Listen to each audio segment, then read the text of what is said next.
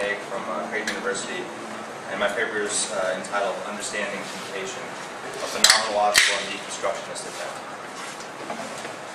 Filled with the Holy Spirit, Jesus returned from the Jordan and was led by the Spirit into the desert for 40 days to be tempted by the devil. To understand the word and concept of temptation, one must analyze the use, contextual appearances, the underlying difference, and the phenomenological experience of it. This task may best be accomplished by first applying Jacques Derrida's deconstruction technique or method, neither word appropriately describes deconstruction, to the word itself, revealing a fundamental juxtaposition. I argue that the word or concept of temptation relies upon a fundamental juxtaposition of three irreducibly complex structures that are internally at odds with each other, but, at the same time, temptation must encompass and rely upon all three to sustain meaning. The first is the internal recognition by the agent that the object causing the temptation is either a perceived good or desirable in some way. However, the perceived good or desirable object is simultaneously recognized to be harmful, immoral, or productive, conducive to an undesirable state of being. The second structure is the want or need to engage in a harmful, immoral, or inappropriate object or behavior. One acknowledges the potential peril of evil, of temptation, but wants or needs to engage in it anyway. This, I think, reveals an important aspect of temptation and a source of conflict embedded in the concept. Lastly, when one gives in to temptation, or satiates temptation, it ceases to be temptation. For temptation is that state which is perpetually on the precipice of authentic action. One can no longer be tempted if one gives in to temptation. Thus it is a state eternally bound to the internal confusion and conflict of the will, never to be authentically satiated. I will study the phenomenological experience of temptation and expose the underlying tension inherent in its meaning. To demonstrate this underlying tension, difference, two examples will be discussed. First, I will analyze its meaning in the religious context from whence it came, namely the Judeo-Christian tradition. The fall of Adam and Eve, the fall of man, in the book of Genesis will serve as the first example. Second, I will look at the modern myth or work of fantasy created by J.R.R. Tolkien. The Silmarillion showcases the fall of Melkor, a godlike or angelic entity that pursues and acts from temptation. These two extended examples will help clarify the three main structures of temptation. As earlier stated, both the word and the concept of temptation will be the subject of this paper. In order to understand the relationship between the two objects, I rely on Ferdinand de Saussure's iteration presented in his work, Nature of the Linguistic Sign. He begins by identifying a fundamental and intimate unity between the concept, signified, and the sound image, signifier. The combination of signified and signifier is a sign. The linguistic sign is then a two-sided psychological entity, made up of the concept and corresponding sound image. For example, the signifier chair denotes the definitional apparatus concept, that which has four legs and is used to sit on. The two elements are intimately united, and each recalls the other. Notice the reliance of one linguistic sign on the others. All signs in a given linguistic matrix or web maintain their definitional power or context within that web, and any sign that does not appear in that web does not appear to conform to reality for the sign user of that specific language. This explains why Swahili and Chinese sound incomprehensible to the English speaker's ear. The sound images are not recognized by the English speaker, and thus, the concepts are not relayed nor understood. Therefore, the purpose of this paper is to analyze the nature of the linguistic sign temptation occurring within the English language as a two-sided entity composed of the concept and sound image, the spoken word. The next task that needs to be accomplished is a close examination of Jacques Derrida's deconstruction. Deconstruction is not a method, tool, or form of analysis wielded by an examiner of texts or languages. Derrida is careful to avoid the term method because it carries connotations of a procedural form of judgment. Richard Beersworth explains. In one sense, deconstruction is a non-method or non-concept, as Derrida elucidates. First, it doesn't have the logical generality which a philosophical concept claims to have in its supposed independence from the ordinary literary language. The notion difference, for example, is a non-concept in that it cannot be defined in terms of oppositional predicates. it is neither this nor that, but rather this and that, e.g., the act of differing and deferring, without being reducible to the dialectical logic either, to a dialectical logic either. And yet the term difference emerges and develops as a determination of language from which it is inseparable. Thus, deconstruction is bound to the modules, rules, and logic of language and metaphysics, but at the same time, deconstruction seeks to show or demonstrate the incongruities embedded within those logocentric systems. Again, within or inside those systems is also very problematic for Derrida, because logocentric systems do not have limits or boundaries in the indivisibly linear or circular sense. Our belonging to and inheritance of metaphysics is something that can only be rigorously and adequately thought about from another topos or space that Derrida describes as the other of philosophy. Thus, the goal of deconstruction is to understand more fully that which it seeks to analyze, in this case temptation, by gaining a kind of other view by applying the non-concept of difference. How then does the sign temptation look from the other point of view? What is revealed about temptation once it is deconstructed? Temptation, as defined by the Roman Catholic Encyclopedia New Advent, is taken to be an insight into sin, whether by persuasion or by the offer of some good or pleasure. One may already see the sign's dependence upon the logocentric system of Christianity or Christian metaphysics, especially with the reference to sin. Sin is essentially a moral evil, but here again one must understand the broader concept of evil in order to make sense of a particular instantiation.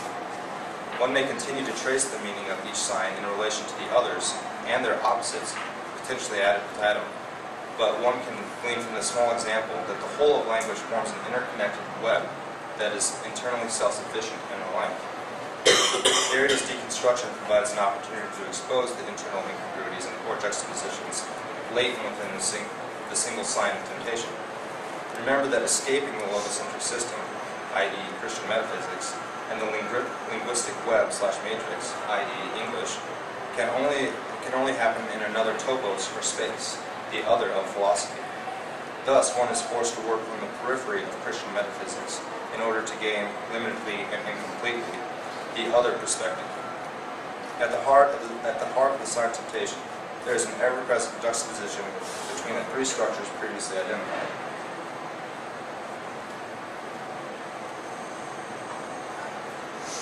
Temptation requires the agent to understand that the object causing temptation is something contrary to his or her or another's well-being, or the means by which one would obtain the object requires an evil or an evil act. Oftentimes, the titillating object is a perceived good or pleasure. If the object really is intrinsically good, the means by which one would obtain that object would require some harm or immorality. Can one be tempted to love, or tempted to promote virtue? For example, if I fall in love with my brother's wife and am tempted to act on such feelings, the love itself may be intrinsically good, but the means by which I would fulfill this desire would be harmful or immoral towards my brother. The love described here, however, may well be considered internally as lust or lustful, thus not intrinsically good. One does not use temptation to describe situations in which the agent recognizes an object as good and then pursues the object morally or justly. Temptation functions in, with, by, through evil or immorality. It is in the sense that one's potential action or behavior towards a given object or through a given means is amiss, mistaken, misaligned with some moral norm stemming from one's personal convictions or normative force. However, it is very important to understand that temptation only occurs when one recognizes the disconnect between proper action, behavior, or means and one's desire to engage in the immorality or evil. This is exactly the reason why temptation maintains an inherent contradiction or difference within itself. Desirable objects must be the objects of temptation in order to tempt. One may be tempted into an action that is harmful, immoral, evil, contrary to flourishing, etc., or an action that is neutral, but requires some evil means to accomplish it. For example, power appears to be neutral because there are situations in which it may be used for good or for evil. One would not be tempted to use power to help cure cancer, but one could certainly be tempted to use slaves to become wealthy. What if the object really is intrinsically harmful, immoral, or evil? Is it still temptation? For example, a pedophile is tempted to rape an 11-year-old boy. The object of temptation, rape, is considered by many to be an inherently vicious act, perhaps even absent of pleasure. The agent performing the act can only be tempted if he/she understands the act of rape is inherently immoral and yet is still desirable. If the person is sociopathic or genuinely vicious, temptation does not exist for that agent because the will really is oriented towards destructive ends. Therefore, temptation depends upon the recognition of an agent that some potential action will lead to an evil or hinder one's flourishing. The object of temptation, however, must operate under the guise of being good or desirable in some way, even if that object is inherently evil or immoral. The second structure of temptation deals with the plausibility of the presented option as a legitimate candidate for desire, want, or need. A real temptation looks or feels appealing to the agent. One can surely be tempted to eat a piece of chocolate whilst on a diet, but this is a very weak instantiation. Real temptation occurs when the desired object pushes one to the edge of their will, and the matter in question is serious or grave. This lies in direct proportion to the appeal of the supposed good in question. Temptation to look at pornography when one is married, for example, is a much stronger temptation because the good in question brings about greater potential pleasure, and the matter is much greater. This brings about an interesting juxtaposition between the first two structures of temptation. There is a conscious recognition on the part of the agent that the object of temptation is bad or causes evil, but at the same time, one wants it anyway. There is clearly an internal contradiction or difference taking place inside the concept itself, or at the very least, in the agent. The sign brings about two opposites and combines them. The internal recognition that the object is bad or causes evil, and the want or desire to have it because it is desirable or appears good. The final structure or quality of temptation also lends itself to inherent contradiction or difference. Temptation can never be fulfilled, but rather remains in the state of perpetual inaction. It calls one to action. It calls one to satiate the desires in one's, but by that very fulfillment, temptation falls into nothingness or obscurity. Temptation constantly pushes itself to non-existence, or the fringe of being and non-being, because it only succeeds when it disappears. One is no longer in the realm or state of temptation when one gives into it. Temptation, in a sense, is successful or complete when it moves one to action, but by acting the temptation no longer exists. It transforms into a concrete action, the Christian concept of sin. This push to non-existence further reveals and complicates the already delicate juxtaposition between the two structures 1 and 2. Not only do the fundamental forces inherent in temptation oppose each other, they also seek to destroy themselves by moving into non-being. Temptation perpetually remains on the precipice of action, relying on internal contradiction to fuel and sustain itself, while all the time moving towards the point at which it ceases to exist. Thus, at the heart of true temptation, there is a difference and deferral, contradiction and difference, which is all the time seeking to move into a state of non-existence. Now that one has a firm grasp on the inherent contradiction within the word/concept of temptation, there are a few examples to help clarify and demonstrate the phenomenological experience. Edmund Husserl's approach to philosophy seeks to inquire about the world via one's lived experience. It is the experiencing of phenomena. As Heidegger writes, phenomenon, the self-showing in itself, means a distinctive way something can be encountered. The phenomenological approach helps one understand more fully the everyday lived experience of temptation and really gets at our being in the world. The first example comes directly from the conceptual roots of the sign embedded firmly in the Judeo-Christian metaphysical tradition.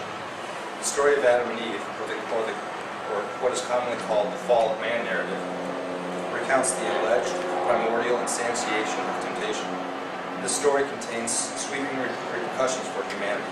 especially for those in the Judeo-Christian tradition. The fall radically reorients the will, intellect, and passions. Our passions and desires dominate the will and weaken our intellect. So we now desire those things that may be considered illegitimate or inordinate goods. Humans inherit the tendency to sin, or concupiscence, which has a direct impact on our ability to deflect and overcome temptation. Genesis 3 recounts the story.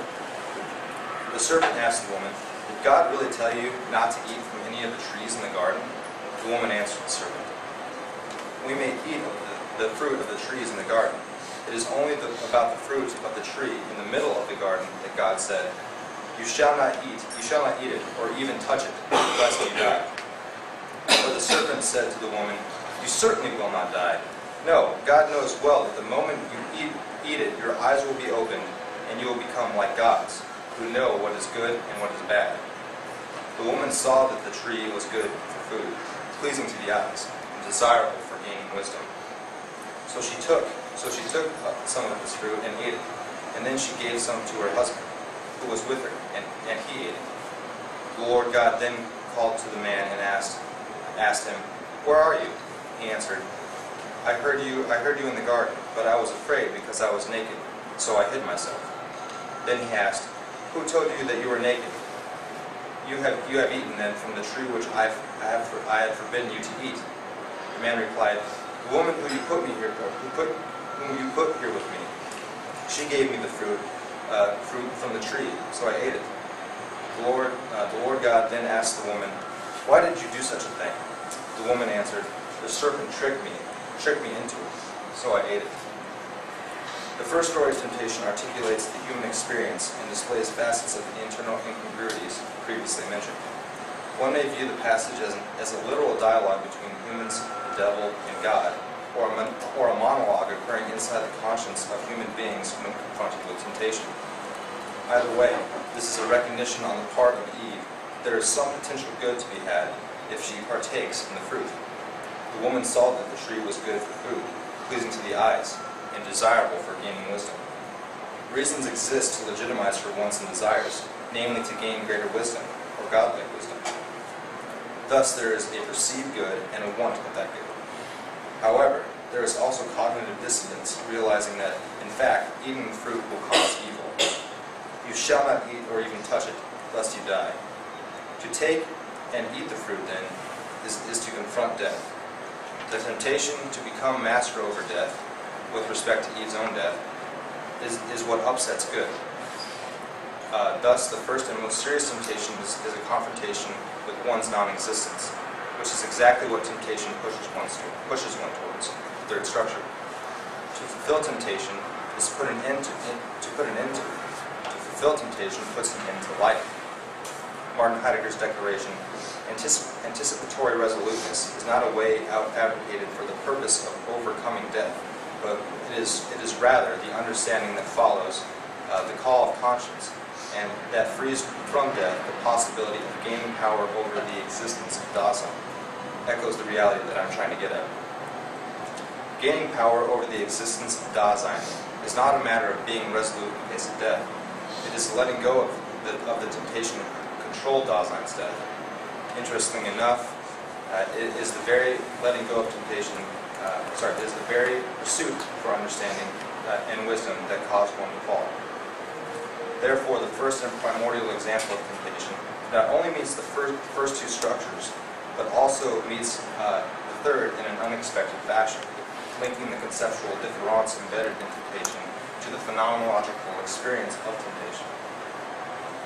The next example is taken from J.R.R. Tolkien's The Silmarillion, which is essentially the mythology and creation myth behind the widely popular Hobbit and the Lord of the Rings books. To put the events and characters of the book into proper context, Tolkien begins with the creation myth and combines Judeo-Christian, Greek mythological, and Norse mythological elements. There was Heru, the One, who in Arda is called Iluvatar, and he made first the Ainur, the Holy Ones, that were the offspring of his thought. They were with him before aught else was made. Tolkien writes, The Ionar, godlike or angelic beings, are split into two groups. The greater Ionar, called the Valar, and the lesser Ionar, called the Maiar. The Ionar sang before God, Eru, or God, in a great harmony known as the Great Music, which produced greater understanding and unison amongst the Ionar. Then the mightiest of the Valar, named Melkor, or he who rises in might, began to sing them to himself. Tolkien describes, it came into the heart of Melkor to interweave matters of his own imagining that were not in accord with the theme of Ilúvatar, for he sought therein to increase the power and glory of the part assigned to himself. One may see the internal temptation that Melkor feels. As Peter Kreeft writes, the most shocking thing about the power of evil is not that it is external, but internal. The evil that springs from temptation comes from an interior motivation to seize or control what is desirable, to have greater personal power. Temptation, as mentioned prior, requires the recognition on the part of the agent to see potential good, i.e. the great music and the beauty therein, but also the latent evil that arises from pursuing it. Tolkien continues, some of these thoughts he, Melkor, now wove into his music, and straightway discord arose among them. And many that sang nigh, became grew despondent, and their thought was disturbed, and their music faltered. What happens when Melkor pursues temptation? Disharmony and discord occurs, and the music falters. In the tale, Eru begins 3 great songs, and each time Melkor tries to seize the goodness for himself, until finally he is banished. Tolkien creates a masterful metaphor for the concept of temptation, and reveals the internal juxtaposition embedded within it. Temptation is a disharmony between one's recognition and the pursuit of the will that causes harm or weakness, the want or desire to take it anyway. In the tale, literal disharmony occurs when Melkor sings for his own glory. Great music, like the great choir or symphony, is ruined by a single voice singing off-key.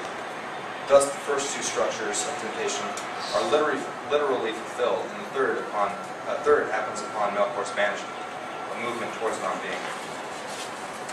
In conclusion, the word and concept sign of temptation remains firmly embedded in the logocentric system of Judeo-Christian metaphysics. Jacques Derrida's non-concept of deconstruction allows one to work from the periphery of this logocentric system in order to analyze the structures of temptation and reveal its internal juxtapositions. One simultaneously recognizes something as desirable, but also knows it will cause evil or harm in some way. However, this does not stop one from pursuing the object of temptation, because one has a need or want to obtain it anyway.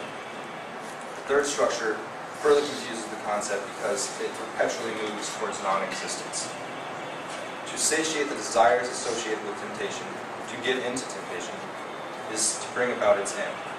Thus, in order to complete or execute temptation, is to obliterate it. The phenomenological approach reveals the intricacies and contradictions within our human experience of temptation. The story of Adam and Eve, the fall of man, is the original instantiation of temptation that firmly implanted the concept in the Western Judeo-Christian tradition. By looking at this example, one sees the 3 structures of temptation, and in a special way, the third structure is complete. A realization of temptation literally propelled Adam and Eve to non-existence, to death. The second example shows a special relationship between the first 2 structures. Melkor, by choosing to give into temptation, echoes his internal disharmony by making it a reality in Tolkien's mythology. It is important to realize that one feels the pushes and pulls of temptation most strongly when one actually encounters it. Temptation, after being deconstructed and analyzed phenomenologically, maintains its meaning by depending on 3 fundamental structures.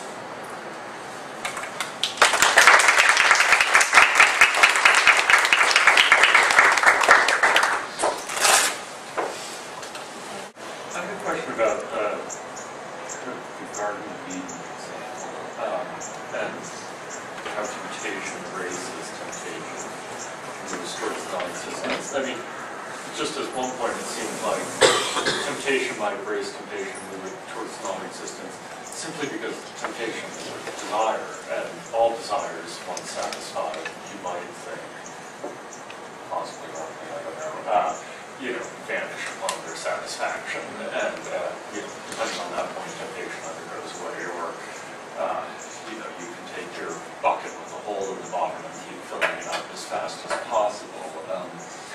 But in the Garden of Eden, you kind of cast the temptation as overcoming or confronting death, and I rather thought that it was pride.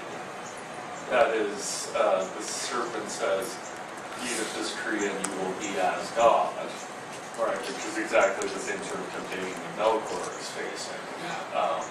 The temptation to rise above your station, to make yourself equal to God. And it's tempting to think the serpent, and the story tells the truth. You become as God, you get knowledge of good and evil.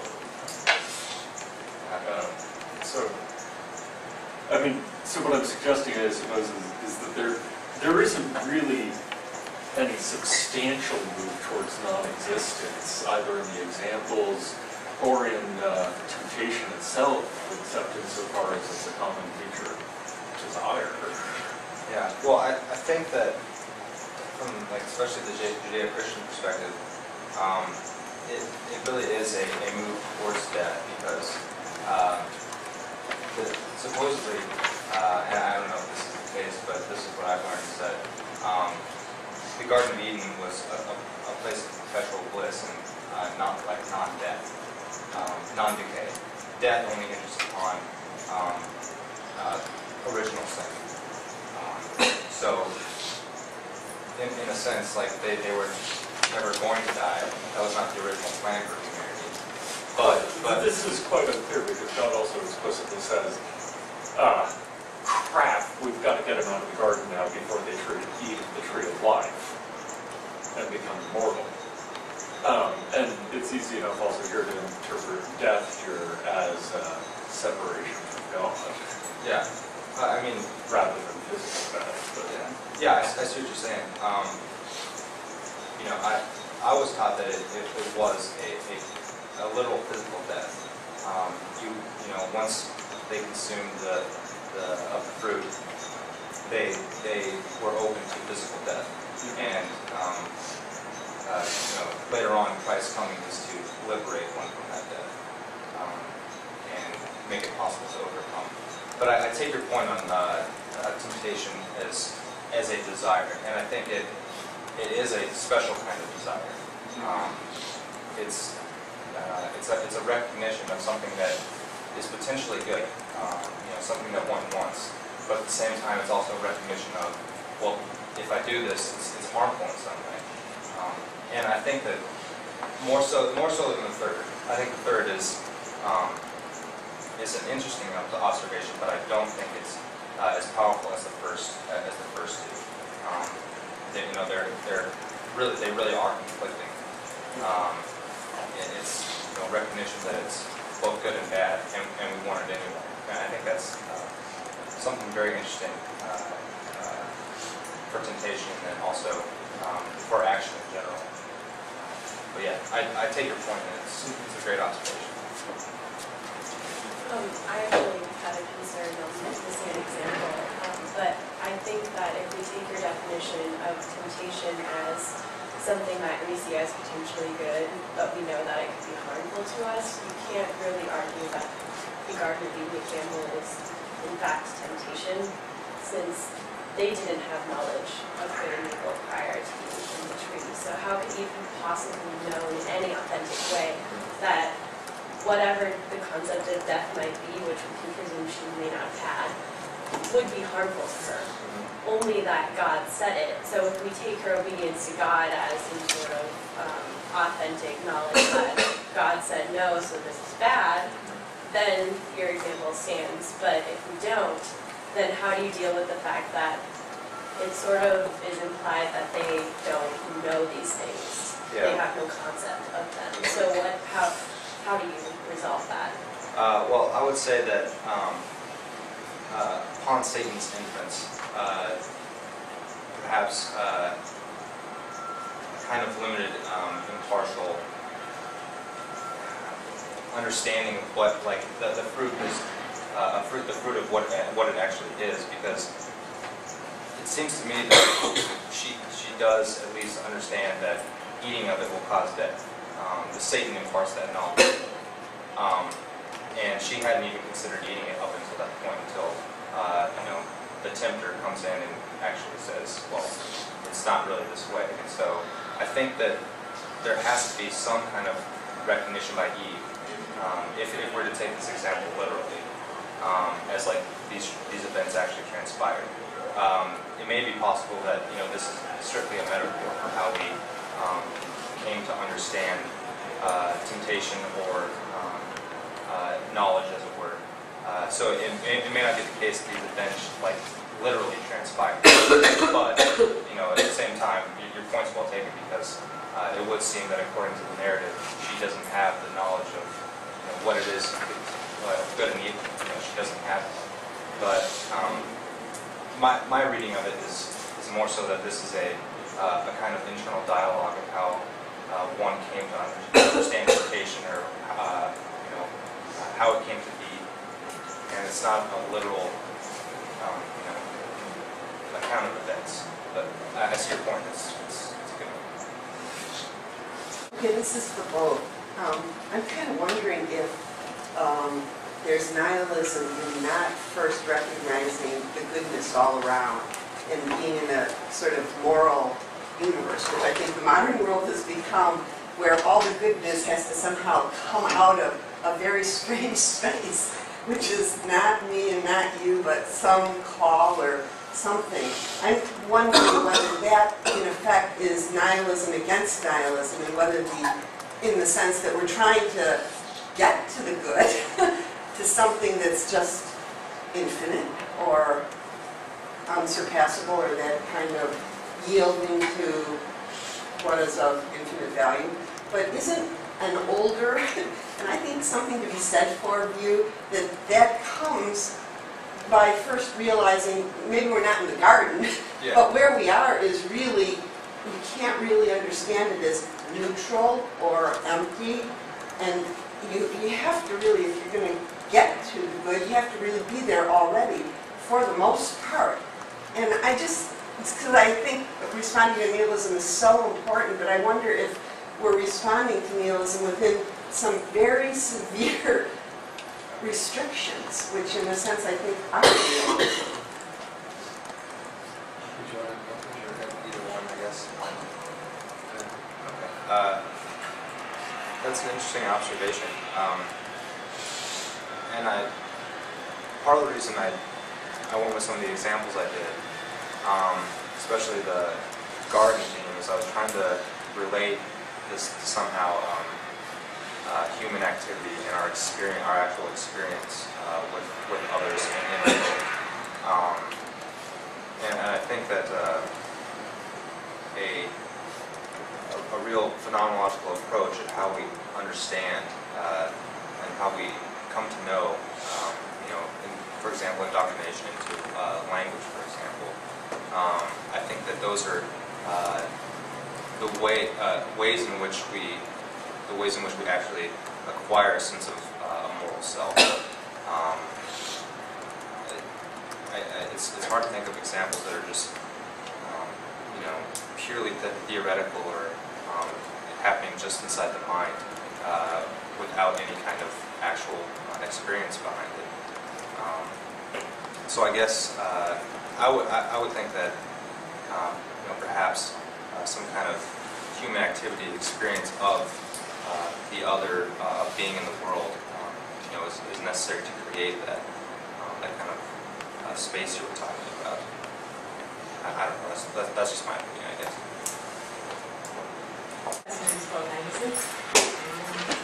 Well, I agree with you when you're talking about desire and wisdom. It does cause enjoyment as well as things. When you open your eye, that'll probably end up with that wisdom and also get dance. I agree with that. my question is, if is that possible if nobody has desire, if one person has no desire, can that kind of situation make things better? Because there are some philosophers who do think getting rid of desire could be in developing your intuition. That can also be helping some people to think without desire can make a better world. Is there any middle ground to have some desire and cut some off? Yeah, that's a tough question. Well, I do think desire is typically a good, something that, and my belief is that I'm more of the Augustinian opinion that everything is good. It's made by God, so it can't be evil. However, human beings have a tendency to, place other goods and have inordinate desires that do, cause evil in the world, that allows for evil in the world. I don't know if I would argue for a cessation of all desire. That's me personally. But I, in Buddhism, for example, the cessation of desire, cessation of dukkha, is a possibility that many have pursued, and we could argue, to what extent has it eliminated evil or suffering or pain. I don't really know that. My opinion is that if you're going to try to cut off desire, get rid of desire, you're also cutting off and eliminating potential real goods to be had in the world.